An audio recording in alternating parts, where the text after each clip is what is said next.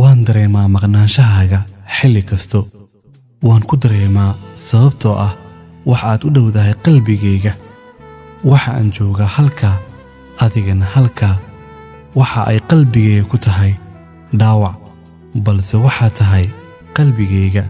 waxa uu mar walba i weydiiyaa jirkayga su'aalo aanan ka jawaabi karin ee ii soo dhawow oo marna ha iga dheeraanin noloshaydaay mar kasta oo aan murugaysanahay indhahayga ayaan isku daboolaa kadibna adiga ayaan ku dareemaa inaad dhinacayga joogto kama xumi in aan maalmo ku aqaano laakiin ogow jacaylku ma lahan saacado amaba maalmo macaan aniga ii ahaw maanta beri iyo weligaa haddii aanan ku arkin kulana kulmin weli aad ayaan kuu sii jeclahay mana kaa bixin karo maskaxdayda